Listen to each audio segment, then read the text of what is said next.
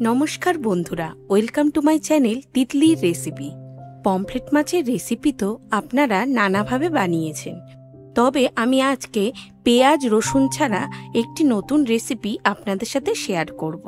এভাবে বানালে দারুণ লাগে খেতে। চলুন তাহলে ঝটপট বানিয়ে ফেলি পমফ্রেট কষা। প্রথমে পমফ্রেট মাছটাকে ভালো করে ধুয়ে তাতে নুন ও হলুদ দিয়ে মাখিয়ে নিচ্ছি। মাছে কিছুক্ষণ নুন হলুদ মাখানো থাকলে মাছের ভেতরে নুনটা ভালো করে ঢুকে যাবে। এবার মাছে নুন হলুদ মাখানো হয়ে গেছে।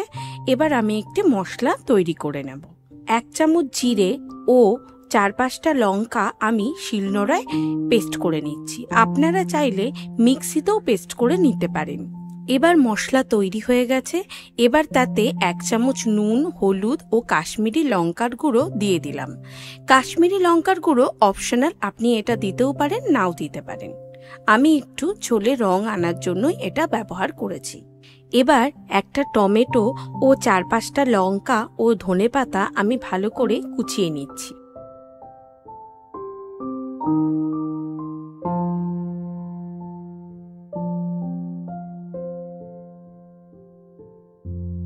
এবার একটি পাত্রের মধ্যে তেল গরম করে তাতে পমফ্রেট মাছগুলো দিয়ে এপিঠ ওপিঠ উল্টে লাল করে ভেজে নিতে হবে।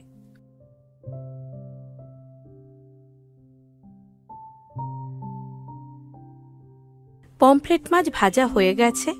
এবার একটি পাত্রে এগুলোকে তুলে রেখে দিলাম। ওই তেলের মধ্যেই কালো জিরে ফোড়ন দিয়ে দিচ্ছি।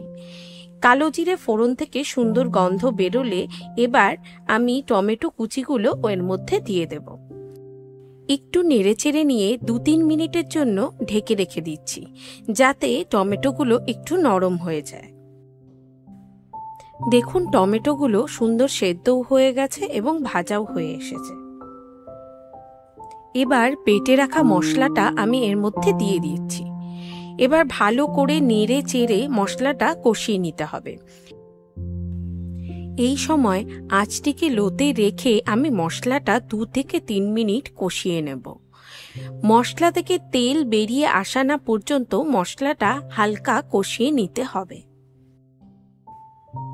মশলাটা মোটামুটি কষে আসলে কোচানো লঙ্কাগুলো আমি এর মধ্যে দিয়ে দিচ্ছি। এবার ভালো করে 2 থেকে 3 মিনিট নাড়াচাড়া করে নেব।